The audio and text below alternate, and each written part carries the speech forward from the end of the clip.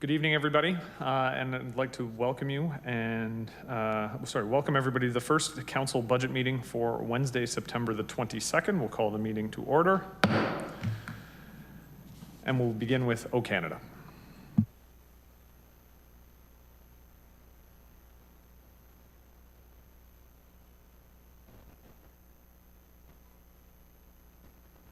O Canada, our home and native land, true patriot love in all of us command, car ton bras s'est porté le pays, il s'est porté la croix. Ton histoire est une épopée des plus brillants exploits. God keep our land glorious and free. Oh, Canada, we stand on guard for thee. Oh, Canada, we stand on guard for thee.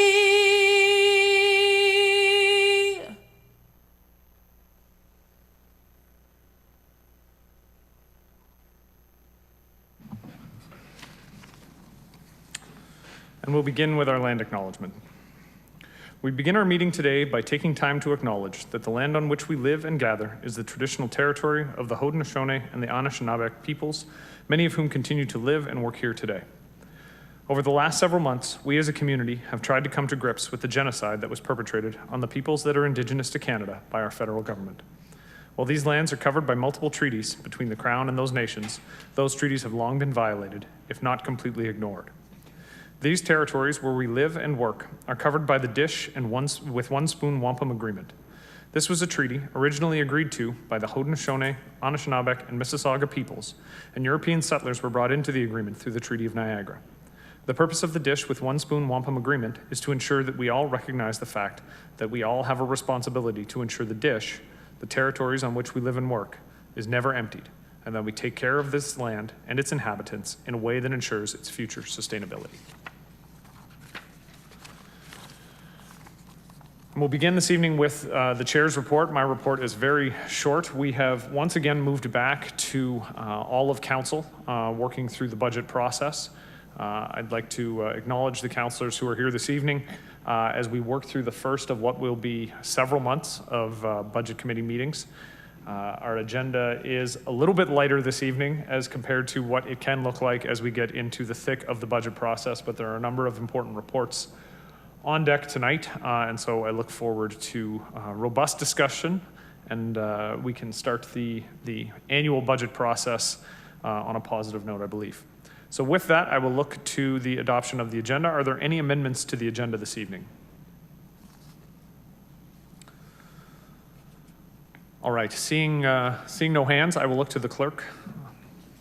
The only item of additional correspondence today is an email from to city staff from the executive director of the Downtown Association, a statement from the board of directors for the City of St. Catharines Downtown Association regarding feasibility of a vacancy rebate extension. All right, and can I have a mover for the agenda? Councillor Dodge, and a seconder, Councillor Phillips. All in favor?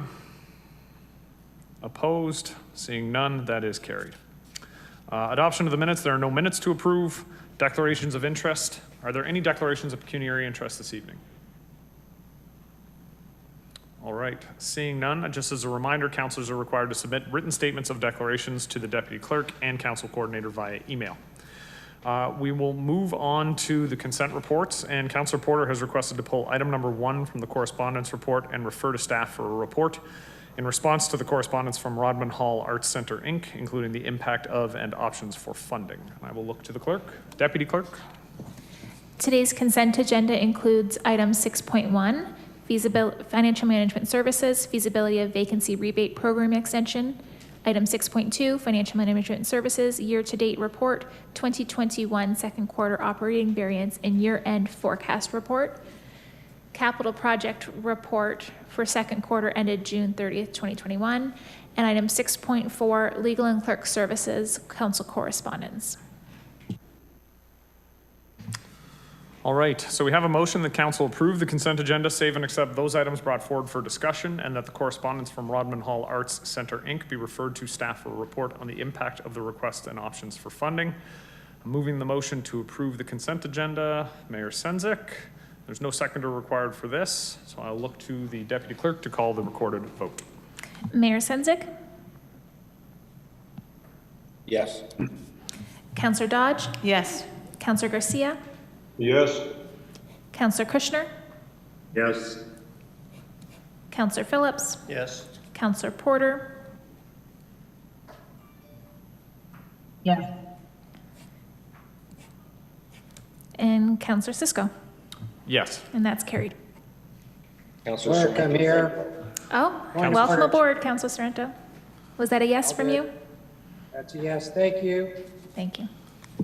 Chair, I think Councilor Garcia, Councilor Kushner, Councilor Porter, and myself voted twice. Echoes. It's a humorous. It was echo. I heard Councilor Garcia go, yes, yes. It didn't come through quite as echoey in the chamber, I don't think so. I was going to smile and nod and laugh just in appreciation that I knew you were making a joke of some sort, and I just didn't get it. So, all right, we'll move on to item 7, which is the presentations. I will start with the declaration to all presenters. Council chambers in all municipalities in our country represent the seed of local democracy. The many acts that govern us understand the necessity of the collective voice when decisions are being made to grow our spaces, pass our bylaws, and to seek opinions into very complex issues. We recognize the right of the majority to decide, the minority to be heard, the public to have an opportunity to participate, and all participants to be treated with courtesy and respect. It is imperative that elected officials, citizens, and staff have input, and it is paramount that we listen to one another and question one another, but that we understand we do this in a way that never undermines any person's ability or their dignity in our chambers. So I'll now call on Jackie Gervais, health promoter of chronic disease and injury prevention, Niagara Region, who will be giving a presentation about a study that was undertaken by, in partnership with Niagara Region and Brock University, called Students on the Move. Welcome, Ms. Gervais. Please begin your presentation. Good evening, and thank you. Thanks for inviting me to share the research findings on post-secondary student travel around Niagara. I'm Jackie Gervais, a health promoter from Niagara Region Public Health, and a study is called Students on the Move. Next slide, please. This study was a partnership between Brock University, Niagara College, and Niagara Region. This research project was guided by a steering committee comprised of representatives from the college and university, staff, faculty, and student unions, municipalities with post-secondary institutions, the region, and several transit agencies. Brian Appleby was the representative for the city of St. Catharines. Data were collected through an online survey and photo voice interviews. Next slide, please. There are approximately 30,000 post-secondary students going to school between Niagara College and Brock University. And just hold this slide here for me. Nearly 40% of all post-secondary students live in St. Catharines. About 50% of Brock students live in St. Catharines, and about 23% of Niagara College students live in St. Catharines. Next slide, please.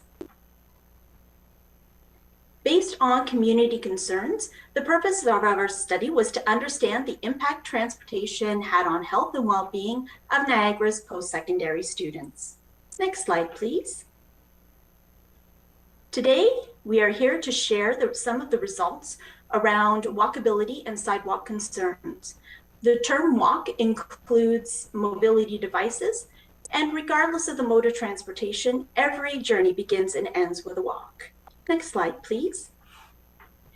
This table depicts all transportation modes students have available to them while they are at school.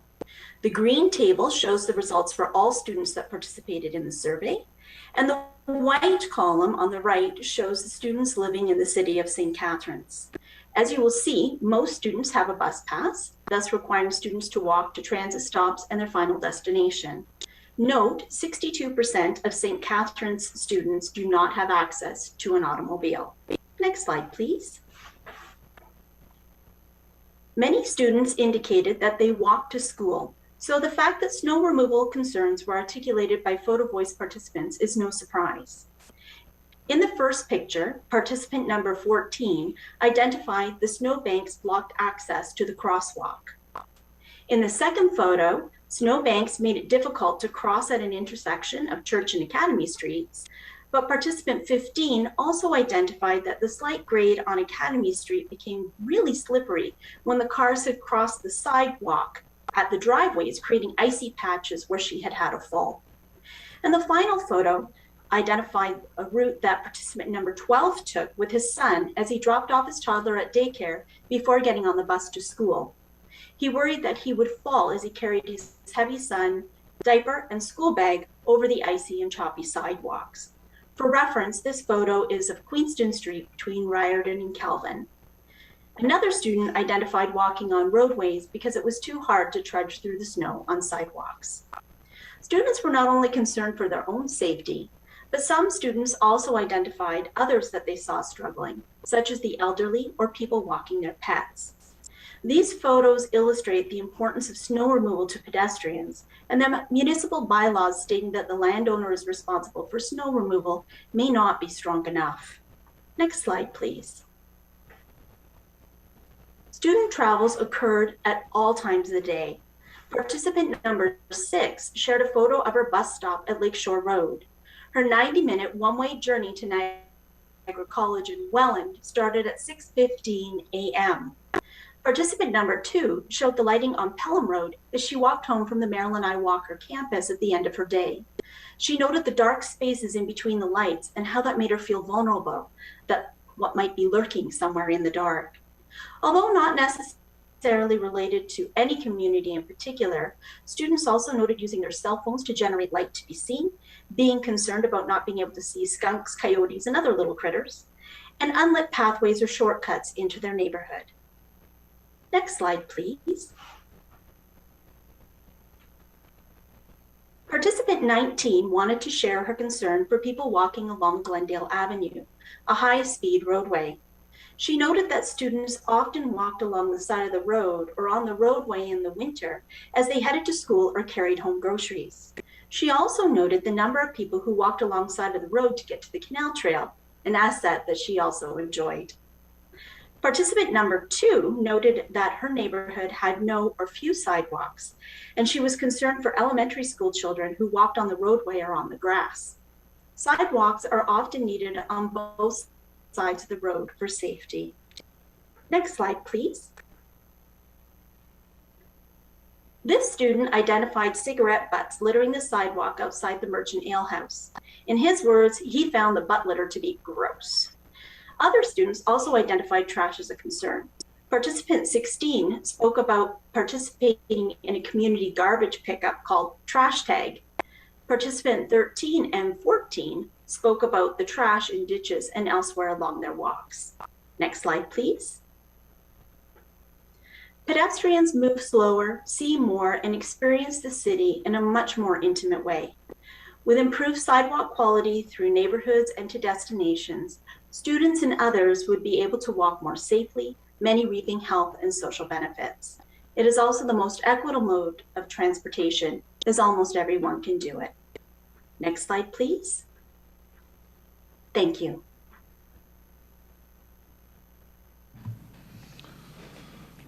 All right. Thank you, Ms. Gervais, for the presentation. Are there any members of council with questions this evening?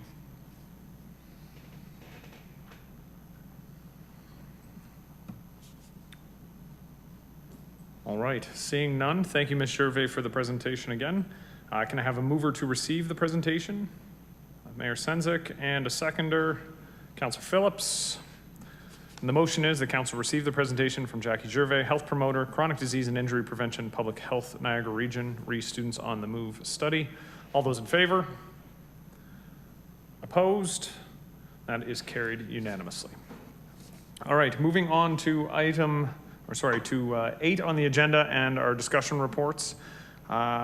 We'll start with 8.1, Engineering, Facilities and Environmental Services, Engineering and Construction and Financial Management Services, Corporate Asset Management, the 2021 Asset Management Plan for Core Assets. And prior to discussing the report, council will receive a presentation from the consultants with GM Blue Plan Engineering Limited. So I will now call on Anthony Martuccio, the Director of Engineering, Facilities and Environmental Services, to introduce city staff in attendance who have worked on the report and the plan, and to introduce the consultants who will be presenting the asset management plan. Good evening, Mr. Budget Chair, Budget Committee members, and city staff. Joining us this evening are key city staff that were instrumental in ensuring that the city remained in compliance with the regulation related to asset management. With us, we have Samantha Downing, our engineering asset manager, and Ann Tarini, our corporate asset manager. We also have representatives from the consultants GM Blue Plan, who developed the asset management plan and will be providing a presentation in a couple minutes. The report and appended asset management plan before you tonight is the next step in the city's journey towards compliance with Ontario Regulation 588-17, which sets out legislated asset management requirements and reporting deadlines for municipalities. This AMP will help to provide guidance for the city in implementing best practices when it comes to being good stewards of our assets.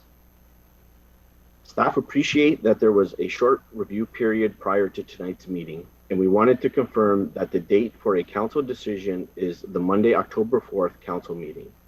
The intent of bringing this item to 2 meetings is to introduce the AMP and answer preliminary questions this evening, and then to address any further questions and to bring forward the recommendations included in the staff report to the October 4th council meeting.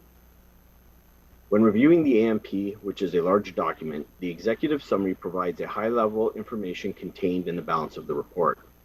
In anticipation of this large document coming forward and to assist in digesting its various concepts and information, many of you previously joined informal meetings with the consultants and staff to introduce some of the key concepts of asset management and to receive your comments and feedback. Tonight's presentation will also provide a good summary of the details contained in the AMP document and will assist with understanding the work that was undertaken over the last 18 months, the implications, and the next steps in this journey. A copy of the presentation could be found in your Sugar Sync file for tonight's meeting. To provide adequate time for you to review this material, any questions you raise between September 22nd and September 29th can be sent by end of the day, Wednesday, September 29th, in an email to Samantha Downing, Ann Tarini, and myself. Staff will address your questions in a memo that will be circulated to you before the October 4th council meeting. At this point, I will turn things over to our representatives from GM Blue Plan, Mr. Dave Watt, Vice President, Ms. Andrea Clemencio, Asset Management Senior Engineer, and Mr. Zachary Francisco, Infrastructure Planning.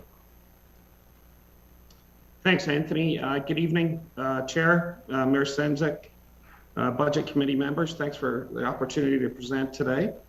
My name's David Watt. I'm Vice President of GM Blue Plan. I'm also branch manager of our Stoney Creek office, where we're joining you tonight virtually. I guess I'd like to reiterate what Mr. Martuccio said. We should all recognize this plan took a significant effort across spanning many different departments, including but not limited to engineering, finance, and operations. There are literally thousands of hours that went into producing this plan. A lot of that effort is around finding one source of truth for information to determine investments required for each of the core asset portfolios. Also like to reiterate before I turn it over to Andrea Clemencio, the plan and the processes presented are, and I say this to every council that we present asset management plans to, this is not a one and done. It's an evolving process. This should be a living document that should guide future budget decisions. This will need to be refined upon, and Andrea will tell you the future legislative requirements. But we've pointed out some gaps. They're not significant, but staff will need to work them on them in subsequent years to increase the confidence in terms of your investment decision making. for capital and maintenance budgets. Of real importance, and I tell every council this, is this plan provides a set of tools and mechanisms to effectively link the customer experience and meet regulatory requirements, but link the customer experience, clean, safe drinking water, road quality, adequate stormwater control, to the technical engineering measures that your engineers use in making investment decisions and how they derive the capital budget.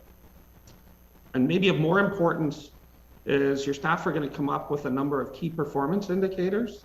So when you commit a capital budget for 2022, you should be able to get a scorecard in the subsequent year that allows you to gauge the efficacy of each of those investments as it relates to the customer and obviously regulatory requirements. Lastly, and I'll hand it over to Andrea, it'll bring clarity to the impacts of perhaps short and medium term spending cuts.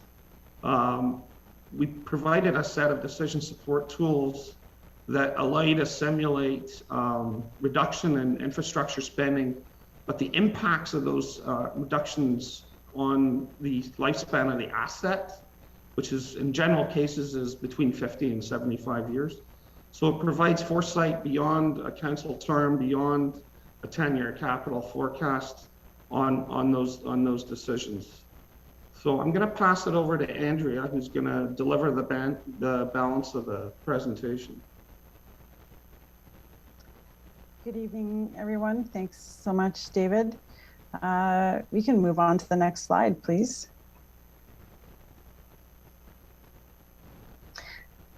So we are dancing through some of the concepts that are presented in this large plan, and as was stated earlier, don't expect you to have a deep dive at this point. We want to highlight some of the key messages that we want to bring your attention to. And through this presentation, we're hoping that we can focus on some of those messages. As an introductory slide here, we want to make sure it's clear that the intention of this asset management plan is, as David said, creating this line of sight. And in this way, we can start with the core services that are provided to the community. We'll talk about the regulatory requirement. This is a new provincial requirement, and the spirit of the regulation is focused on core services first, and then expanding out to these non-core services. So we start with these infrastructure assets and create this framework through the asset management plan that allows you to extend this framework and extend the methodology out for future services, for changes in services, for non-core assets. It was built this way so that you can flex it and expand it into the future. The AMP, the asset management plan, was built around these new provincial regulatory requirements. You've heard of the Reg 588, we're sure. And a part of that appeal of making sure that this AMP is built on that framework is that it does allow access to funding. We're seeing now the funding applications from the province and with some of the federal funding applications are asking about the availability of an asset management plan and whether it's been based on the regulatory requirements from this legislation. And then finally, we make sure with that line of sight connection that your strategic plan and other council initiatives, legislation, policy, these items are drivers and they align with this asset management plan so that you start to connect these dots. Next slide, please. The regulation itself started off in 2017 with the official first date in 2018 in January. It came into force 2019. You'll remember you had an asset management policy deadline. And so the province is trying to roll this out to all Ontario municipalities in small steps. And with that, first came the policy, then the next deadline, which did shift around. There were some changes because of pandemic, but the next deadline is July 1st, 2022. which is when this AMP that is on deck tonight is technically due by the province to be complete. So St. Catharines is also or already ahead of the game. And that's a good thing. We want to make sure you've got it in your hands. Now you're able to play with it for a few years. And again, the focus is core assets. And the focus on this one is current levels of service. And we'll talk about that a little bit more. 2024 is the next goalpost to get through. And at that point, that's the inclusion of non-core assets. So all other assets that are related to any service provision in the city, things like IT, things like playgrounds, trails. It expands to fire and emergency, as broad as your assets reach. And then in 2025 is really where the rubber hits the road, and the province has asked that your asset management plans include proposed levels of service and the financial strategy to get there. So this current baseline is about currently what service these assets enable the city to provide, and what the cost of those current levels of service are, knowing that now as you play with this material and have this new baseline established, you can start being more prepared for that 2025 deadline, where you're meant to be exploring proposed levels of service. What is the city shooting for in terms of service provision to the community? Next slide, please. The valuation is detailed throughout the asset management plan by asset category, but a summary here, just a high-level view of how these valuations are apportioned amongst the water and wastewater assets, which are supported by rates, and then your storm, transportation, and structures or bridges and large culverts supported by tax. So those technically are your core assets, and that's the scope of this asset management plan. Next slide, please. This summarizes quickly, and it's also in the front end of your asset management plan. And then within each chapter, there are detailed assessments of this condition assessment, but we thought it would be helpful in a broad view to look across your core assets and see how the portfolio is generally allocated in terms of condition. So it's a 5 bucket or a 5 category system, from very good through to very poor. And the data that's used for this condition assessment is really one of the key homework items on this AMP. Sort of next steps is to really dig in on this data and look at bringing up the level of confidence. The data that goes into this condition assessment for each one is different, and the assumptions, the confidence in the data, the availability of the data, that will continue to be developed by the city in the years to come. This is really the best available information that we could all get our hands on now, and pushing it through its analysis, this is the result. Next slide, please. The levels of service terminology is a pretty hot topic, as I'm sure you've heard. The way that the regulatory requirement is set up, it's quite loose to begin with, to say, okay, let's at least start with writing down what you currently provide. And this was structured in this asset management plan to be a little bit focused on the customer, or what the customer expectation or metric might be, and then paired with a technical or a more internal, or sometimes a more intensely data-based metric that corresponds to that customer level of service. In addition, the regulatory requirements, the legislation lists some mandatory metrics that are to be monitored and included as your levels of service. That triangle graphic is really to say, in the future now with this asset management plan, as you start to adopt it, use it, and incorporate it into your business practices, this will help council, senior leadership, asset managers to start having these conversations about trade-offs. It's really to say, we've established some levels of service. Here's the corresponding cost. Here are the corresponding risks. as we start to swing those levers, if you will, up a level of service or pull it back, we see corresponding changes in cost and risk. And that really is the fundamental framework for your plan. Next slide, please.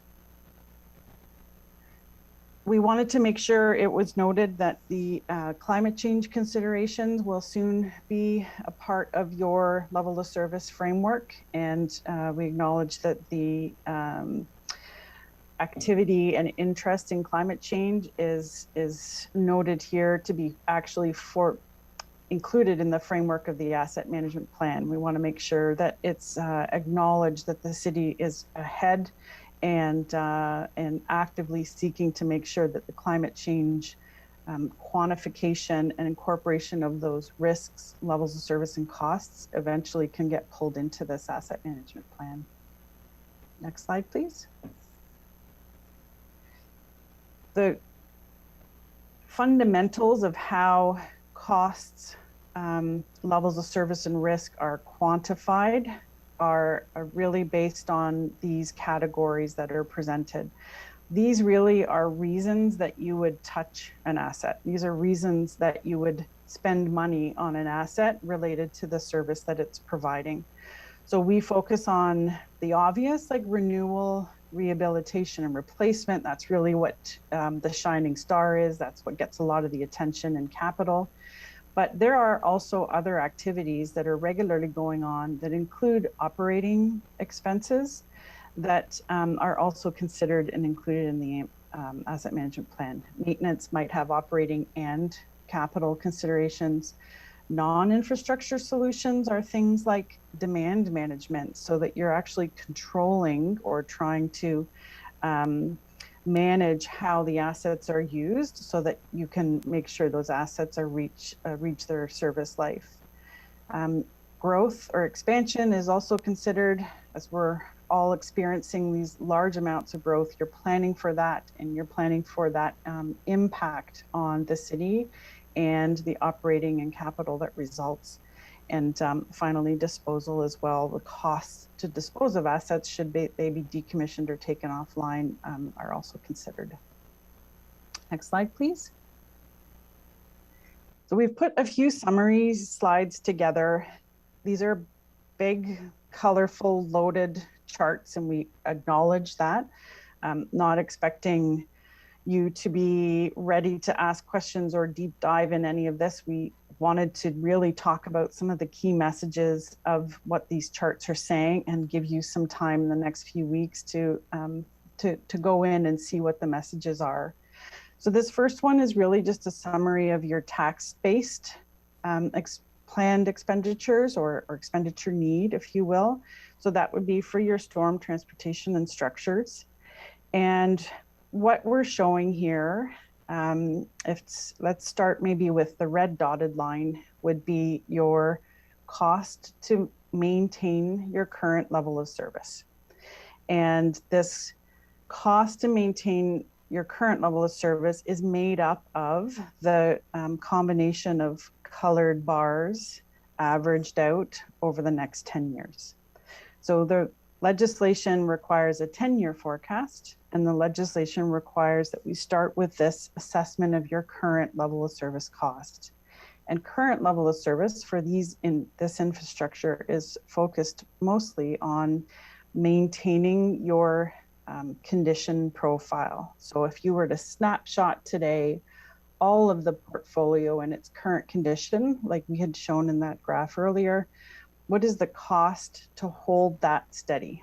Acknowledging that there is a percentage that's in very poor and good condition, you're saying, what is the cost just to hold that steady for the next 10 years? And that's what would be represented by the red dotted line. So that includes growth, it includes operating, it includes capital, and these are blended together to kind of give you a framework or a starting point for conversations going forward. The blue dotted line we called optimal and went back and forth with staff on what really the best terminology for this was, but it's meant to say if you were really focusing on eliminating that percentage of assets that are in very poor condition, then that would be the cost, the annual cost or the average annual cost to get there. And then the blue line is an indication of where your current capital forecast, capital and operating forecast are projected to go over the next 10 years. So across your tax-based expenditures, there appears to be a shortfall related to maintaining that current level of service. Next slide, please. Sorry, if you could move to the next. Thank you. Okay, I didn't know if you heard me. Nope, back one, sorry, back to the rate-based. One slide back, yep. That's the exact same format of the graph here, but this would be for your water and wastewater assets. And this is a really good news story. This is a result showing you that the water and wastewater financial plan that came into effect is working. You're able to show through this forecast that your cost to maintain level of service is able to be met through your forecasted funding. That blue line and the red dotted line cross these. That's a good news story. And again, the optimal sits up there high. It's something to shoot for, but the focus here is on the success of that water and wastewater plan that's put in place. Next slide, please. So broken down by asset category, this is the same graph specific to your water assets. And this would be your water distribution assets that would include your water mains, large and small, your booster stations, your valves and valve chambers, all of those collective assets together. And here we're showing your cost to maintain your level of service, again, and your forecasted funding. The graph on the left-hand side is demonstrating, again, that condition profile, if you remember the very poor through to very good. And that's the corresponding condition profile if you are to continue spending your anticipated budget. So the solid blue line that you have planned buys you the condition profile for all of the water assets on the left-hand side. So maybe let's move to the next slide, please. Wastewater, again, in our eyes, a success story here. You've got funding suitable to maintain your current level of service. And on the left-hand side, you've got this percent poor, if you will, holding quite steady, actually decreasing over the next 10 years as you continue to spend according to that water plan. Next slide, please.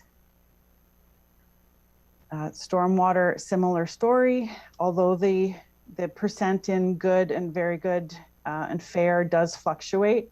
There are stories to be told in all of those categories, but looking right to bottom line about that percent in very poor condition, you are holding steady, a slight increase over 10 years. But the funding looks reasonably close to the cost to maintain level of service. Storm, however, is a different story. Storm, we know the levels of service and the impact from growth is quite a different story. So levels of service are expected to change, especially with inclusion of climate change considerations and with the addition of growth and the strain on capacity from growth. This story is probably a 10-year window is a good starting point, but we know this data will need to be polished up frequently and adjusted as climate change considerations come into play, because we know there might be a need for funding here reflected by additional levels of service to come. Next slide, please. Transportation here, this would be focused on your roads and right-of-way assets. This is a different story. It's showing here again that there's perhaps some underfunding in relation to maintaining this current level of service. And you can see as that blue dollar line, your anticipated budget is spent, the corresponding condition graph on the left-hand side is showing a greater proportion of these roads moving into that very poor category over the next 10 years. And finally, the last slide. structures a story here being told about them being in quite good shape, which seems to be a common in many municipalities across the province because of the risk factors, legislative requirements, and a really good handle on data in many cases in terms of inspection of bridges and large culverts. Then this is a good news story here as well. Next slide, please. So to wrap up, your asset management plan is complete, but as David said, it's just the beginning. Now it's really time to take that away, embed the policy and these asset management plan concepts into decisions, staff reports, budgets, and start using the information that it provides, sharing and communicating it, making sure it's available to the public, requesting public input, and just some notes to make sure we're acknowledging here, just in going through the preparation of this asset management plan, the alignment between departments has increased. There's a great baseline established. We've got some fresh terminology that's clearly defined in the asset management plan. And like we said, you've got a framework for moving forward. Next slide, please. And going forward, some to-dos. There's a section at the end that's talking really about next steps, and there are some good homework assignments to be done over the next few years. The legislative requirements and those goalposts to get through, like we talked about, but as well, making sure that there's focus on the data, making sure the right data is collected and that data has the quality that's required, looking at exploring and having those conversations about cost, level of service and risk, making sure there's a tie-in to opportunities to maintenance records, work orders, assets being tied into your work order system so that asset condition can start being updated live or close to live, and that asset management plan can stay current. And finally, some great benefits that will come from doing some more work in city processes, establishing some accountability, and really starting to build up this risk framework that the AMP is based on. Next slide, please.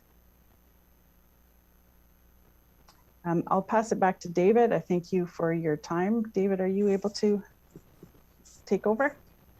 Yeah, it just, we'd invite some questions. I guess I'll defer to the chair. One thing I would caution is there's certain areas of the asset portfolio that require data augmentation, meaning improved condition information. So we refer to the maturity and confidence of the information that supports investment decisions. So when you look at your capital budget, you're talking tens or hundreds of millions of dollars. So when you see a budget request for a condition or risk assessment on these infrastructure systems, I'd ask you to look at that in terms of what percentage of the overall value of that system that represents. So there's some areas for improvement. We think this is a great start. And I guess we'll entertain questions and thank you for your time. All right, thank you for the presentation. Are there any questions from members of council? As has been mentioned a couple of times, this is a very long report, and our motion this evening is to refer. So there won't be a lot of debate of the report to give people more time to digest the information that's in there. I know there will be a lot of questions coming out. I have Councillor Porter, and then it will be Councillor Kushner. Thank you, Chair Cisco. I think Councillor Kushner had his hand up first. All right, then I will go to Councillor Kushner. Thank you, Mr. Chair. I found it somewhat disturbing to see a very core asset like water having a very high level of being in poor condition. And I look at water as an input and the others as an output.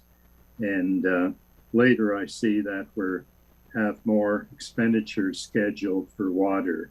Could the consultant please comment on the state of our water assets and how they compare with other municipalities? And if there's a health risk to our drinking water because of the state of our assets. Andrea, would you like me to answer that, or would you like to answer that? I'll jump in first, and perhaps whatever I miss, I'll let you respond. The water assets, the percent in very poor, first of all, the condition is based on really a model based on breaks in the distribution system. So there is some, because we're trying to model this going forward, we're trying to base this on a performance data from the past. And with that, there is always some error. So this would be saying that based on breaks, there is a certain percent of the system that is eligible to be replaced or to be rehabilitated. Because of the extent of the drinking water legislation, in no way does this correspond to any immediate public health risk. Very often, as we all know, water main continues to perform in a satisfactory level without posing any public health risk.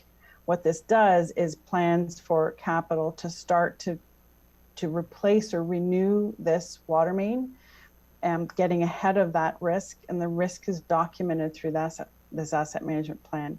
This percentage of very poor is no different than what we've seen in many systems. In fact, it's actually quite good in comparison to many municipalities.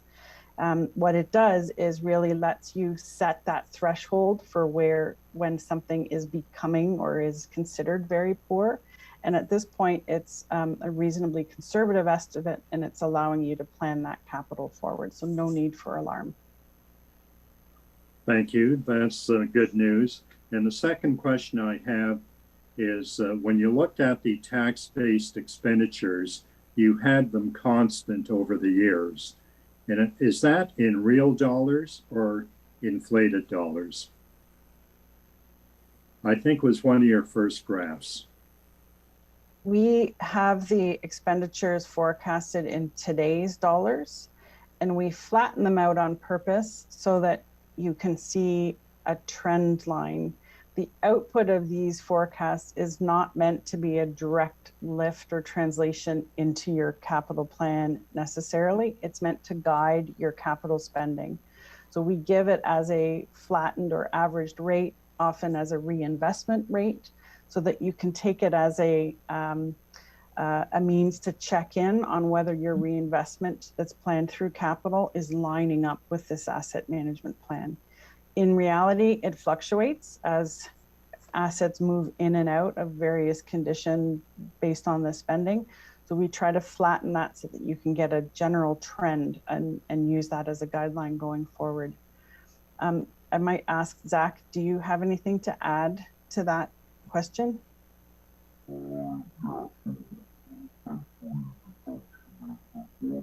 I'm not able to hear Zach. Sounds like he's in a witness protection program. I was just going to add, while Zach sorts himself out there, just through the chair, to Councillor Kushner. We've kind of oversimplified the investment profiles, the poor, very poor. There's a concept called criticality that comes into this. So you can have very poor water mains, but they only serve one people. So the consequence of their failure is very minimal. So the staff have tools and mechanisms now behind them to look at those very poor assets and mitigate the impacts of their failure. And Andrea is correct in that we're talking more about continuity in terms of supply, because the provincial water quality standards don't allow for adverse water quality or a threat to human health or the environment. But be mindful in the background, Councillor Kushner, that staff are looking at the overall criticality or impact to customers as a result of those very poor pipes. A 500 diameter water main breaking has a lot more consequence to the residents of St. Catharines than does a 250 millimeter water main, if that makes sense.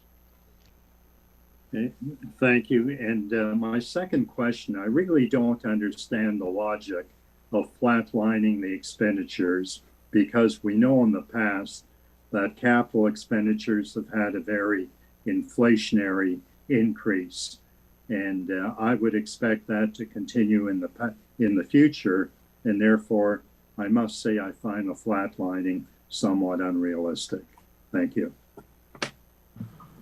All right, thank you, Councillor Kushner. Councillor Porter. Thank you, Mr. Chair. I saw a wooden water main on Twitter the other day, and I hope we don't have any of those.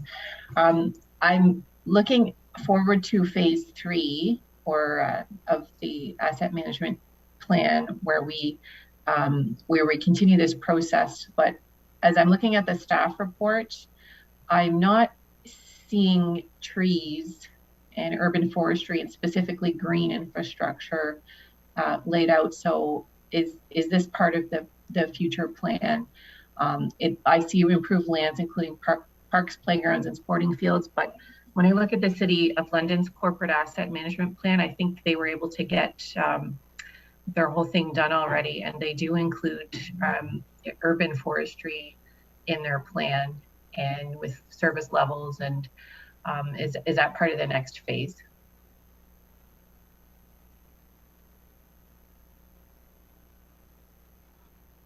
I'll jump in here. I would absolutely assume that green infrastructure would be included, especially with the climate change considerations. It's included as a non-core asset as well. And is this standard for GM Blue Plan to include the urban canopy and urban forests in your work? Does every municipality do that, or do we have to specifically request it? Absolutely standard to be included with the non-core assets.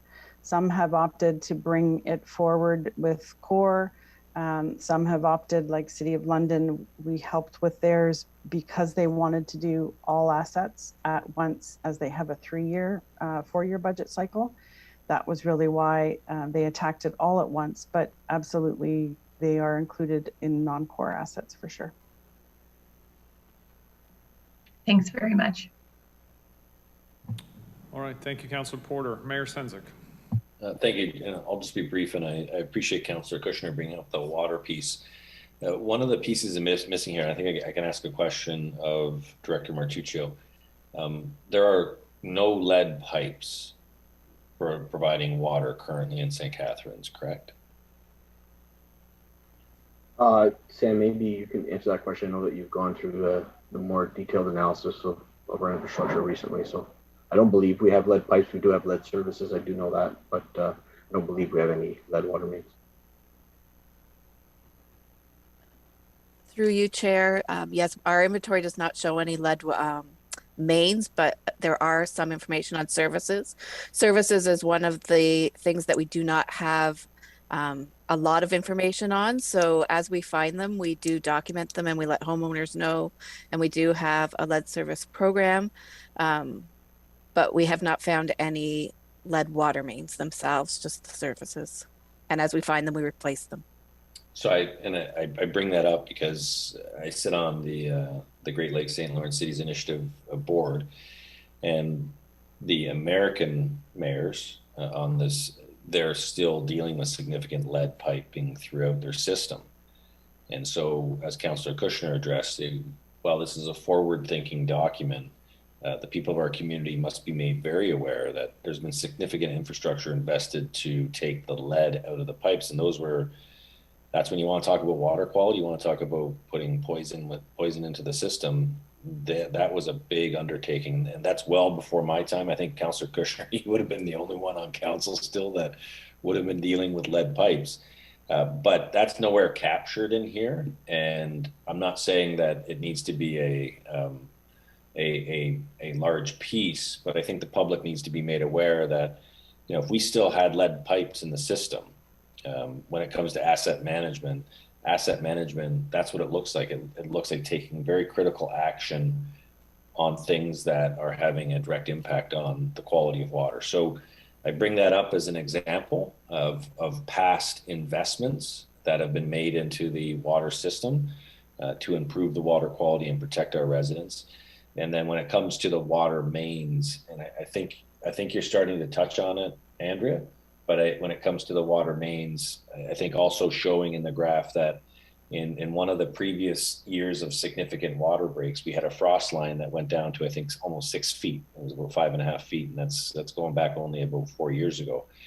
And our underground infrastructure for things like waters is about 4 feet, within the 4 feet range. So if we're experiencing climate change, and climate change isn't about the increased number of snow on the ground, it's about the wild swings in temperatures. And so getting minus 20s for 2 or 3 weeks like we had in that February, I don't think in that one February, I don't think we got above minus 10 all month. That's where you start to see a significant impact on water main breaks as well. So explaining to the community that, in addition to the asset valuation that you're attributing to this, if we're going to look at the impact of climate change, we may have to actually go deeper on some of our infrastructure pieces in order to prevent further water main breaks, unless they can come up with system designs that prevent it, even if it's minus 20 for 20 days or 15 days in a row. So I use those weather events as an example of what happens, and I use past infrastructure investments to show that the city hasn't actually been that negligent in investing in its assets. That would have cost the city a considerable amount of dollars to remove all those lead pipes. And at the same time, now we're focused on things like hydrants, valves, water mains, water meters, which are all important. But the overall quality of the water that is being produced is actually of a very high standard. And that's because of past councils with staff making very important decisions around infrastructure investment. So just wanted to point that out as we were talking about water. It's an important discussion to have. And the only other point I would make, if it's possible moving forward, is in each of the sort of categories that you have, also prioritizing within the category. So when you look at, I'll use water again, water mains, hydrants, valves, meters, bulk water stations, in level of prioritization, where do they sit as well? So, if council has to make decisions moving forward on infrastructure investments, I would be more comfortable knowing what is the most important asset that we have to invest in a category, and in it is the infrastructure pieces that we can attach prioritizations to. So I know it's getting more granular and it's in the request, but then it allows staff and council to really have discussions about, where these investments are taking place based on a prioritization. And it could be a color coding. Maybe water mains are the most important. Like, I'm just pulling stuff out, but water mains and valves are the next one. Maybe hydrants aren't as high because of the general makeup of a fire hydrant. But right now, reading this, all I know is that we've got a whole bunch of investments around asset management. But even within the different categories of the assets that we have, from bridges and roads and sidewalks, I don't see necessarily a prioritization within the subcategory. If that can be provided moving forward at some point, I think it would maybe give us greater insight as to where we need to target, and staff need to target 5, 10, 15-year investments that need to take place. If it's already in the larger document, I apologize. I've just been skimming through it after the press release, after the PowerPoint. I've been just trying to get more detail. So if it's in there, I apologize.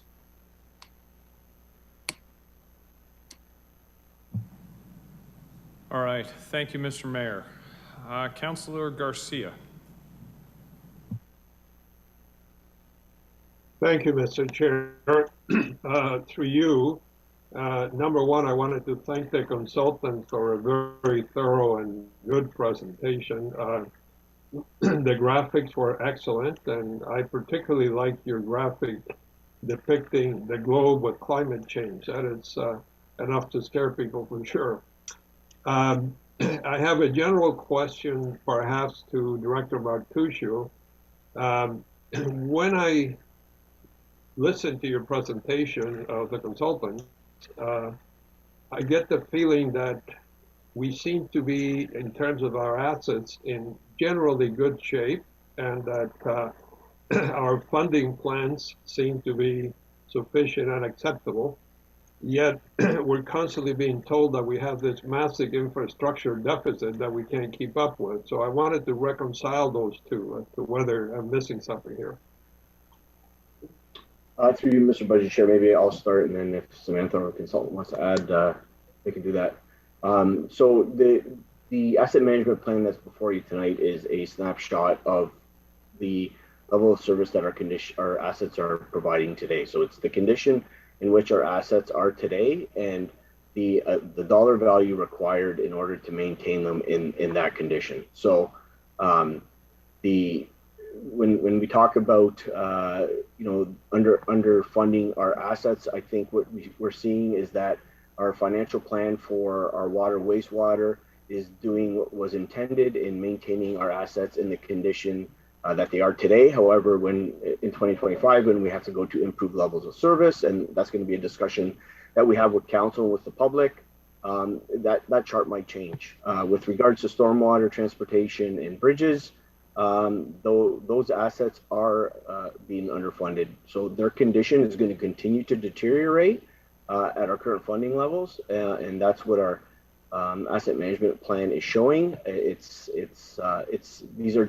This AMP is setting a baseline for us to make decisions as we move forward into the next phases of asset management. Sam, I'm not sure if you have anything you want to add to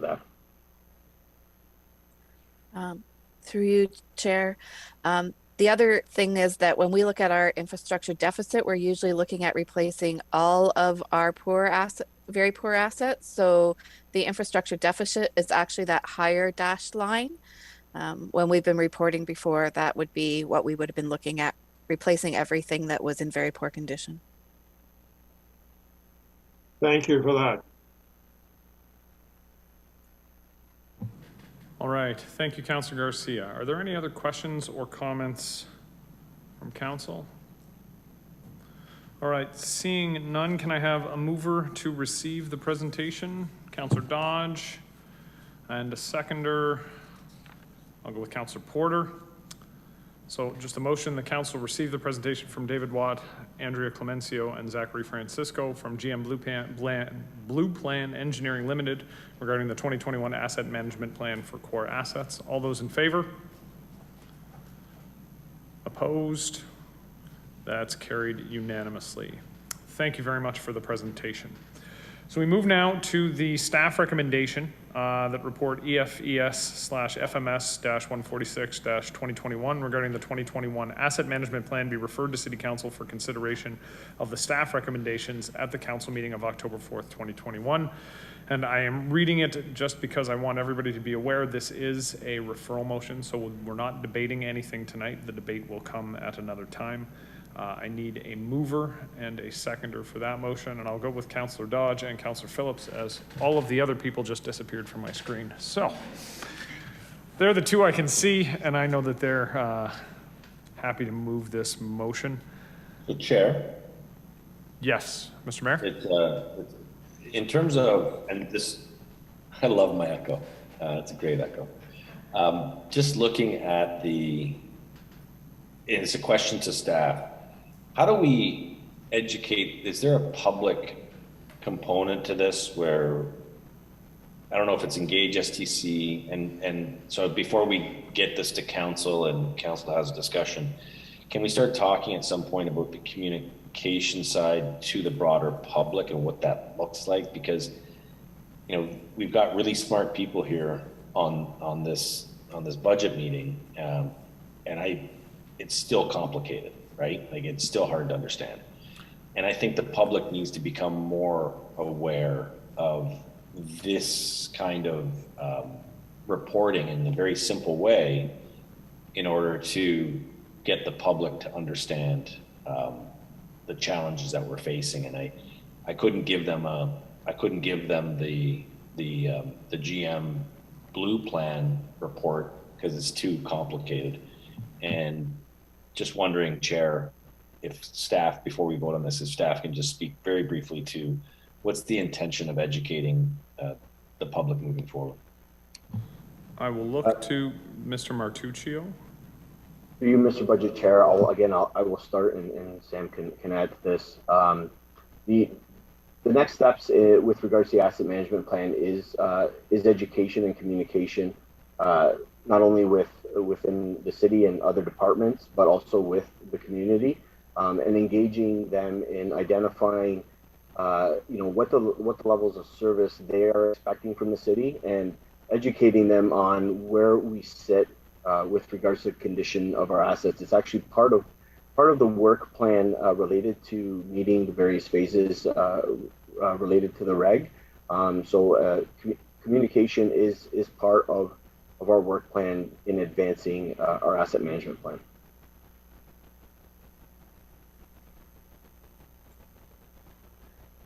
Through you, Chair, I'll just add that the Asset Management Working Group has already put out as one of our items that we want to do is to do a communication plan.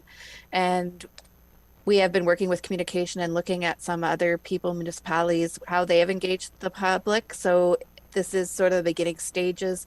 And we're working with other municipalities. We're trying to work with the region so that when we talk to region customers, they're getting the same type of information in the same tone so they can understand something that's coming from the region and the city that they kind of matching. So we're working with them as well. And we'd like to sort of present a unified communication plan together.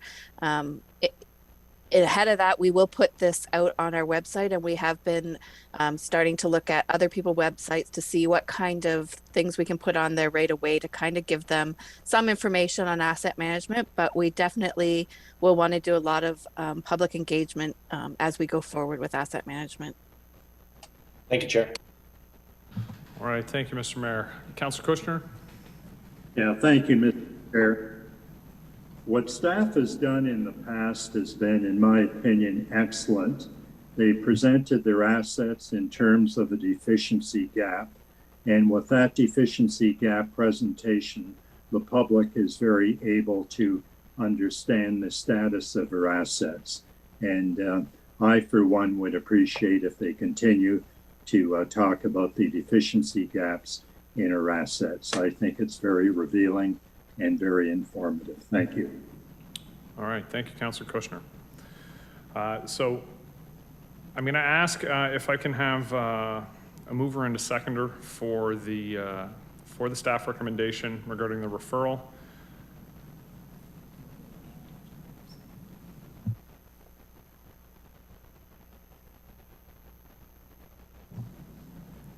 Okay. You already had it. So I thought it had that for the presentation. That's my apologies then. I've got lots of different colored type on my screen here and it's difficult to keep track. All right, then I will simply say before we go to the recorded vote, this is a referral motion. So we're referring this to council and the full debate will come once it comes to council, assuming this passes on October 4th. With that, I will look to the clerk. Councillor Dodge? Yes. Councillor Phillips? Yes. Councillor Kushner? Yes. Councillor Garcia? Yes. Councillor Sorrento? Yes, Clerk. Councillor Littleton? Yes. Councillor Porter? Yes. Mayor Sendzik? Yes. And Councillor Cisco? Yes. That's carried. It's carried. Just a reminder, if if members of council have questions, please forward them by email no later than end of day, Wednesday, September 29th, to Director Martuccio, as well as Samantha Downing, Asset Manager in EFES, and Anne Tourigny, Corporate Asset Manager in FMS. As Mr. Martuccio stated, staff will provide a memo addressing all of council's questions before the October 4th council meeting. With that, we'll move on to 8.2, Municipal Works Operations Sidewalk Snow Clearing. Are there any members of council who wish to move the staff recommendation?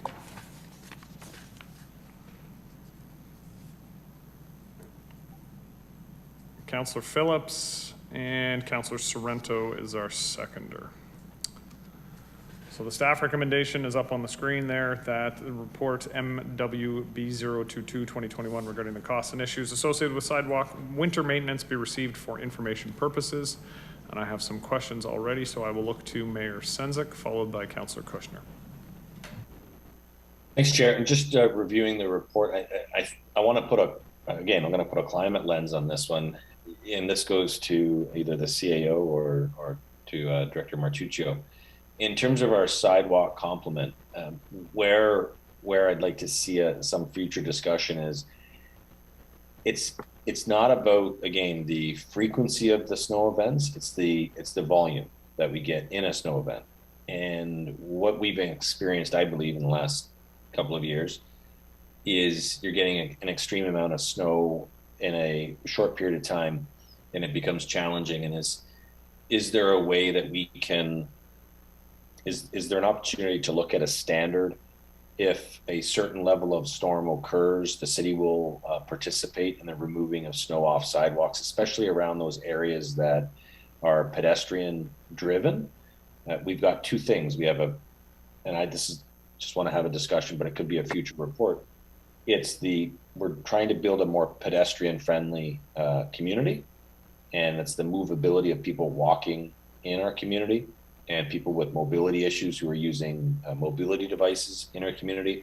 And at the same time, looking at climate change and how maybe what happens is, instead of saying no to sidewalk clearing period, except for only a few select areas, if there's a significant X, it triggers X. And we would have to then build into a reserve, maybe a snow clearing reserve. We'd have to build into a reserve in the event of these significant snow events. So not looking for an answer tonight, but it maybe go to the CAO or Director Martuccio, is this something worth considering looking at? Looking to Mr. Oakes. Thank you, Chair. Through you to the Mayor.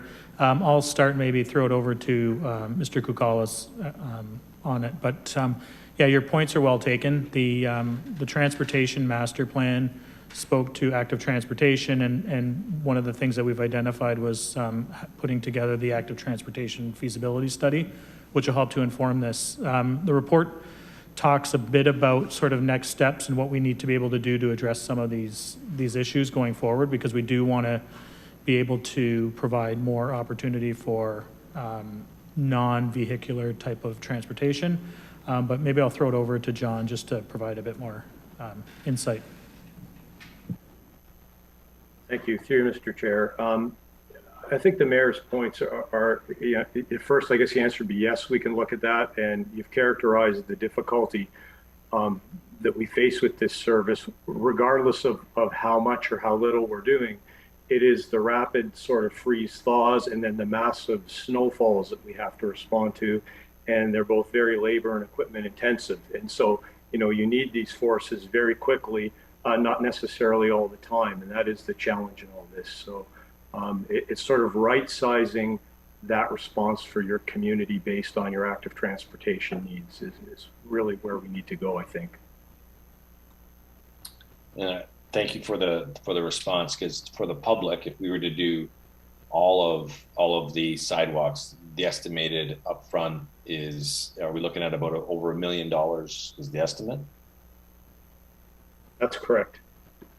So I think the public needs to be aware of that. And again, through the chair, I don't know if this is a further report request, but I do think as we look at the significant snow events, we look at pedestrian friendly active transportation models, we have to, as a council, start to figure out where the expenditure is going to be placed in significant snow events. So I guess I can make an amendment that says we receive this, but then as we maybe use this winter as an example, let's move through this winter and analyze some of our major snow events and see what we can do maybe better, learn from some other communities that may be already experiencing significant snow events related to pedestrian sidewalks, and see if there's something that we need to do, whether it's a reserve, create a reserve, and if we have a significant weather event, we start putting in money into reserves, and that's where it comes out of. So it's not an annual fee that we project, it's something that we can prepare for. But if that's the will of the committee, I think I'd like to get some more information as we move into more, I don't know what the word is, but more variations, if you will, in climate within our community. So, Chair, if that's an friendly amendment I can make, that would be appreciated. Just a reminder, who was the mover? Councillor Phillips, is that friendly? Yes. Friendly. And Smith. All right, thank you, Mr. Mayor. Councillor Porter. Thank you, Mr. Chair. I agree with the mayor, and in the report it says that if council wishes to advance this initiative, staff would recommend that a core working group be established with staff from Transportation Services, Finance, Human Resources, and Municipal Works. So if I could make an amendment to the amendment, I think that if it's the will of council to move forward with this initiative or exploring this initiative, if we're going to do this and look at the season, I think we have to strike this working group with the staff from those departments as recommended in the report. So would that be friendly? It's a friendly. You can just rewrite that to. Yes, and there's an echo, that a core working group be established with staff from Transportation Services, Finance, Human Resources, and Municipal Works to undertake this analysis. That's friendly. All right, so we have a friendly amendment to the friendly amendment. Pretty sure we're only allowed so many amendments to amendments, but no? Okay, maybe the procedural bylaw changed that. All right, Councillor Porter, do you have any more? Or that was all? That's it for the moment. For the moment, wonderful. Looking to Councillor Littleton, followed by Councillor Sorrento, and then Councillor Kushner.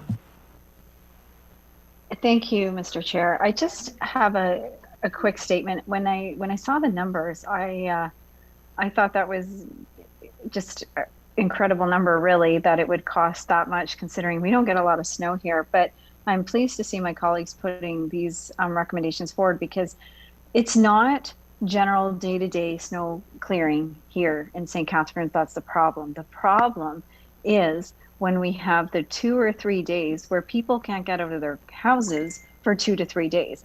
And so I'm really glad that this is being talked about, because that's really what we're talking about. But the other thing that really concerns me is the lack of just the money, I guess. I can't get my head around. I mean, I grew up in London, and everyone knows that. I lived in Ottawa. These are cities with a lot of snowfall, and they have no problem. My parents live on a small, quiet street, and the city comes and plows their sidewalk. And it's beyond me that here, forget it, that wouldn't happen. And I just don't understand why other municipalities seem to have these other levels of service and we don't. And then we think about implementing something and it's $1 million, which is it's a 1% of our budget almost. That's a lot of money. I can't get my head around that. Is there any reasons for that? Any ideas?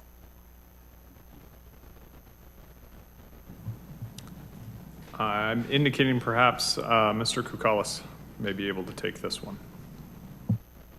There you go, Mr. Chair. So it's a function of a couple of things. So first off, so I've done a lot of this in previous municipalities as well, and I've studied this in other municipalities when I was in the consulting sector. And part of the difficulty you have here, and it's reflected in the costs, is if you get more snowfall, you are prepared and scheduled to address it. So, you have shifts that are 24/7. Your collective agreements are framed around it. Your contracting community is there. You have more players in the market, and these are all reflected in the costs. So, while there are efficiencies and things we can do, go forward if we want to get into this business to try to mitigate those. And we talked about some of those in the staff report. Things like shared services where private sector delivers some, we deliver some. and renegotiating certain provisions in the collective agreement, they will bring down costs. But I can tell you that these costs are very typical. There's a magnitude of expense that we have that's not there, but they're not really, it's not a huge outlier versus what your other counterparts experience.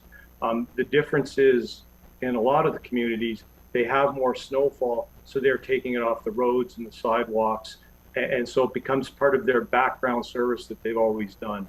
But I can assure you these costs, while they are significant, they're reasonable. They're reasonably consistent with what I would expect in other municipalities. Okay. Thank you for that. I guess my other question is, have we ever thought about establishing, I know in the report it talked about neighbors shoveling driveways. I've certainly shoveled my neighbor's driveway, these kinds of things because I am younger and can do that. But I'm wondering, is there a way that we can kind of mobilize communities where we say, I don't know, that we have a list of volunteers and I'm just trying to think of ways, because again, we don't have a lot of snow that we have to deal with. I know Snow Angels, you use that service already for the city, right? That comes along and so many people can get this done by the city. But is there a way that we could look at some kind of a volunteer snow program that people could look and I don't know. I don't know what that looks like. I'm not a details person. I'm a bigger thinker. So a volunteer program that people could sign up for in the community if they wanted to help on those terrible snow days. Have we looked at anything like that?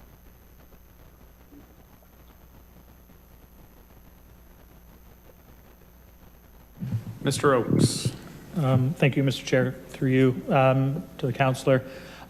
We haven't necessarily looked at things beyond the Snow Angel program where they offer services for certain residents. The challenge you run into when we try to do something like that is the level of consistency across the municipality and how do you maintain. We talked about, we saw that earlier presentation which had sort of connections that were sidewalk connections that were missing links and this. So the challenge that we run into from that perspective is if you're going to do it, throughout the whole system. If you were to rely on some other form, you wouldn't get that same level of consistency, but it's something we have not considered up to this point.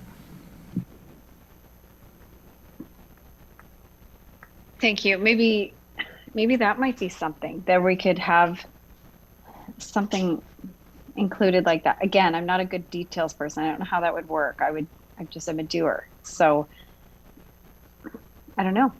Volunteers who might want to go out in communities and help neighbors, something like that. Just to consider. All right. Thank you, Councillor Littleton. Councillor Sorrento. Thank you, Chair. Through you to Acting Director Collis. Director, would you like to comment on any additional challenges and complications of the delivery of this particular service? Yeah, thank you. Through you, Mr. Chair. So I guess sort of picking up on the last topic and the presentation we saw earlier. So there's sort of two elements here, and I guess it ties into the mayor's comments. We're faced with really two types of needs, sort of a pronounced, intense need for labor and equipment on a very infrequent basis. And it's hard to mobilize it quickly and it's expensive. So that's probably the biggest challenge we have for those sort of extreme events.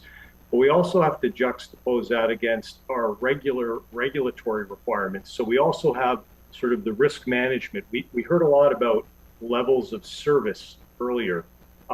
Now we're talking about service levels, of what we're providing to the user on the platform as opposed to the platform maintenance. And so when we're looking at this, we have to be mindful of what we do for the community as an extra and what we're obligated to do from a liability perspective under minimum maintenance standards. And that is something we have to deliver consistently and be able to defend. And we have to make sure that we define what that is and it's hard to try to separate the two. Most municipalities sort of have a uniform level of response, and sort of programs like the Snow Angels are more community-based, volunteer for a community. So those are a couple of the challenges we face here, because you're trying to serve a couple of different needs. That's great. Thank you. And Chair, I think the line item is about 1.256 million.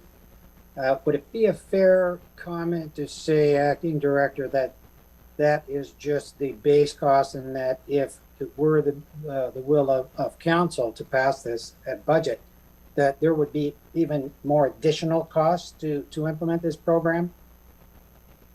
Through you, Mr. Chair. Yeah, so you're correct. If we were to try to implement this for the entire network, there'd be significant capital costs, as well as sort of other HR challenges, recruitment challenges. So there are a number of costs to do this across the network, in addition to that 1.2 million. That just represents an annual operating cost. And that's why we're suggesting, under the process we mapped out with the working group, to look at identifying sort of what the highest value pedestrian network is for the community as a whole, for that active transportation, and focus the pedestrian snow removal activities on that subgroup, rather than just treating everything like it's the same. So you're quite correct. Okay, and Chair, to the Acting Director, in your expert opinion, where do you think we could get our best value for the dollars that we are spending on this program? Could you comment on that, please? Thank you, Mr. Chair. Again, it's going to be on a core network of sort of high use, high value pedestrian infrastructure. So, and that could include sidewalks, it could include pathways, multi-use pathways, and it could include trails. And so, that's the importance of bringing the working groups together to try to feather that out, rather than just treating everything with the same sort of brush and delivering the same uniform service. Because while it's all valuable and it's all nice, that would just be so cost prohibitive. It would be very difficult to get there. So again, it's the active transportation network is where we're going to find that. That's great. And Chair, I just have a question for you that Co-Chair Littleton brought to my attention. Should it be the will of this committee tonight, and I think we have quorum, Chair, I don't think this report is to refer. So can you just, at the appropriate time, tell us that should we pass this report, vote in favor of it, will it actually go into effect, Chair, or not? So thank you. Councillor, I appreciate the question. The way the motion is written now, we'd be receiving the report, and then staff would be looking at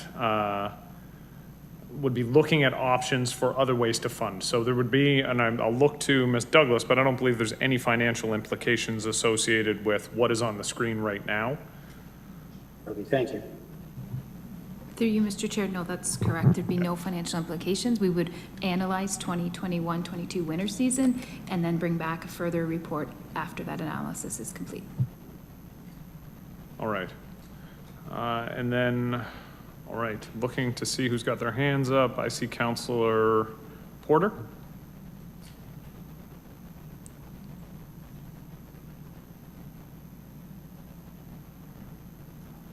And did Councillor Porter just lower her hand? It looks like it. I'm trying to lower my hand. I don't know why my hand's up. Sorry. Okay, so then there are no other hands up on the screen. Any other questions or comments? All right, seeing none, we have a motion on the screen. It's just been explained. There are no financial implications with this, but it would establish a group to look at other possibilities in terms of funding mechanisms for some form of snow removal on the sidewalks. So I will look to the clerk to call the recorded vote. Councillor Phillips? Yes. Councillor Sorrento? Yes. Councillor Porter? Yes. Councillor Kushner? Yes. Councillor Garcia? Yes. Councillor Dodge? Yes. Councillor Mayor Senzik? Yep. And Chair Cisco? Yes. That's carried. All right, moving on to item 8.3, financial management services, the vehicle equipment reserve policy.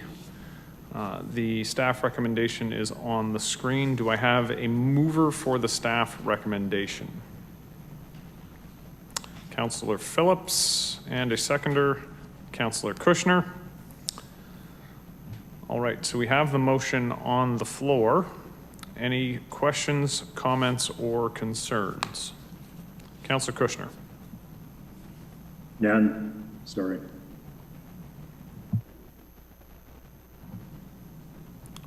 All right. Any other questions or comments? All right, I see Councillor Littleton followed by Mayor Sendzik.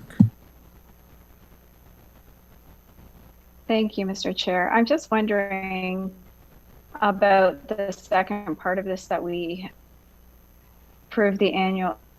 I don't know if it's locking us into the budget. I think that we shouldn't be approving anything like that now, because we haven't seen the numbers. We don't know yet what's coming for the potential increase in the taxes. And this, by approving this, I think that locks us in. Is that correct? It's ratified by council. That would appear to be the case, yes. I'll look to Ms. Douglas for clarification. Thank you, through you, Mr. Chair. And the clerk can correct me, but it's my understanding if that motion was approved, it would go into the draft 2022 operating budget, and then it could be discussed during the budget deliberations. Okay, so I'm actually going to jump in and ask a procedural question here, because the language says council approve an annual increase of 0.2 million to the provision to the Consolidated Municipal Works Vehicle and Equipment Reserve from 2022 to 2026. Would it not be a reconsideration if we tried to remove it on budget night? The chair is correct. So it would be a reconsideration, which means we would need a 75%, 2/3? 2/3. 2/3 majority. So if, I will suggest that if council is not comfortable that we refer clause 2 and 3 to the operating budget when it comes forward next month, and we can have our conversation regarding clauses 2 and 3 at that time. It would require a simple referral motion by hand. So, I can make that motion. Okay, so I'm going to look. Can we make a motion to refer clauses 2 and 3 and then come back to the debate on the first clause? That's correct. All right, well then, by show of hands, all those in favor of referring clauses 2 and 3? And I see a majority. So clauses 2 and 3 have been referred to the budget debate, which will begin when the draft budget comes at next month's meeting. Councillor Littleton, did you have anything further you wanted to speak to the first clause regarding the consolidation? No? Okay. No, thank you. Mayor Sendzik, you were next.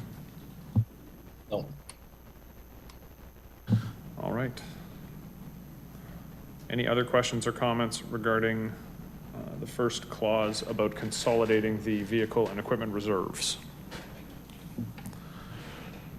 All right, seeing none, then I will look to the clerk to call the roll. So this is on the creation, the consolidation of the two reserves. Councillor Phillips. Yes. Councillor Kushner. Yes. Councillor Littleton. Yes. Councillor Garcia. Yes. Councillor Dodge. Yes. Councillor Porter. Yes. Councillor Sorrento. Yes. Mayor Sendzik. Yes. And Chair Sisko. Yes. And that's carried. All right, moving on to item 8.4, the telephone town hall engagement budget 2022. Now, I know this has been an issue which has come up a number of times in previous years, and I would like to make a suggestion that perhaps will be taken by the mover of this motion, that we refer the entire motion back to staff, along with emailed comments and suggestions with respect to the town hall questions, for a vote at the next meeting, which is before the telephone town hall, for better clarity, because I know there have been some concerns expressed, but the members of council trying to workshop questions in a public venue is probably not the best way to get a good set of questions out of this. So I'm going to leave this to council to make that decision.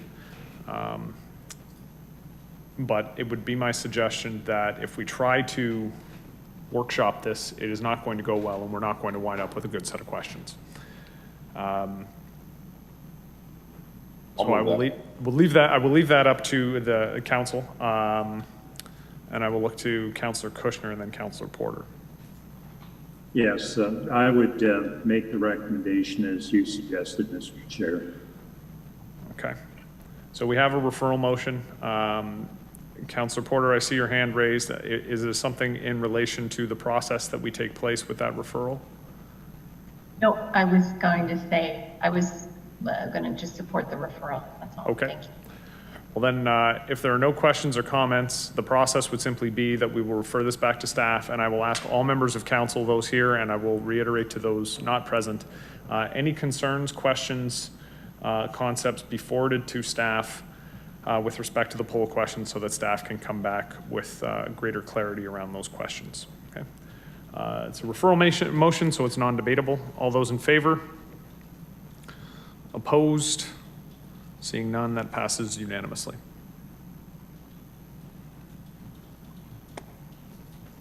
And the next meeting is the week before the telephone town hall. I believe it's the 19th of October. So it gives us plenty of time for public engagement. All right, there are no motions this evening. Call for notices of motion. Are there any calls for a notice of motion? All right, seeing none. There are no report requests. Are there any notices of report requests to be considered and voted on at the October 19th council meeting for budget? Councillor Garcia.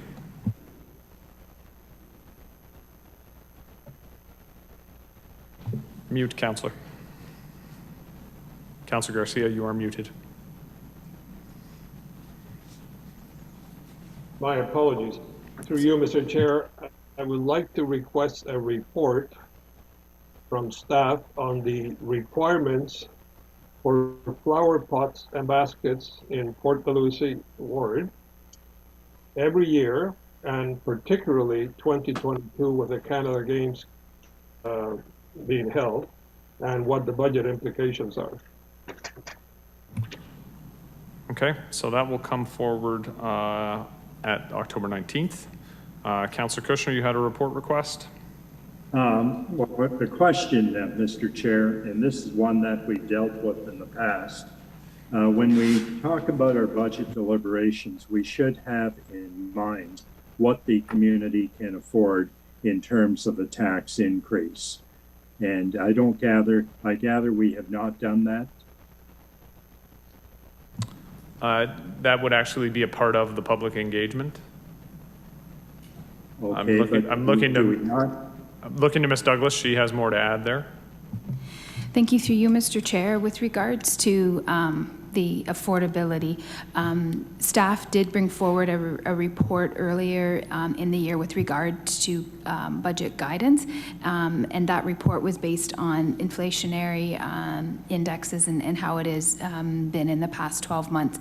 I will identify for the committee that we have seen 2 months of increasing inflation, which is over that guidance. July was 3.7 and August was 4.1. So part of the budget, draft budget that will be coming forward, it will speak to that information.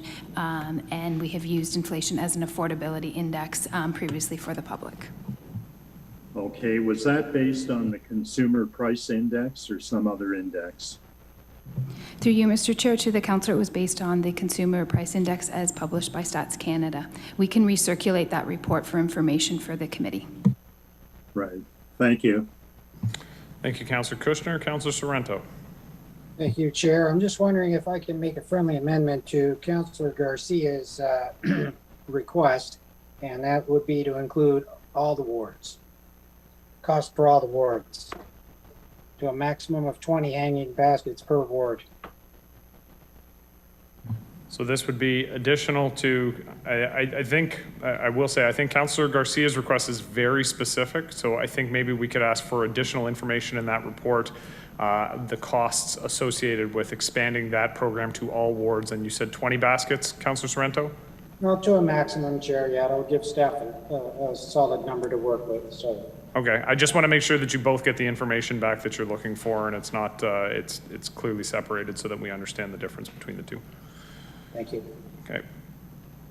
Thank you, Mr. Chair. As I said, I was asking about Port Lucie and also mentioning the fact that we have the 2022 games coming up, so that would be particularly important next year.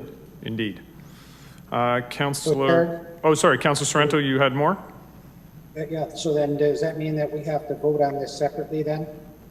No, these will come forward on the 19th, and I think we can roll it all into one report. I just want to make sure that the two items are explicitly captured and there's no confusion for staff. That's all. Thank you. Okay, and Councillor Kushner. Yeah, the request, Mr. Chair, should be by Councillor from the Port Lucie ward, not from St. Andrews ward, which is me. I see that, yes. We will change that on the screen to Councillor Garcia from Kushner. Any other report requests? Seeing none, those will come forward on the 19th.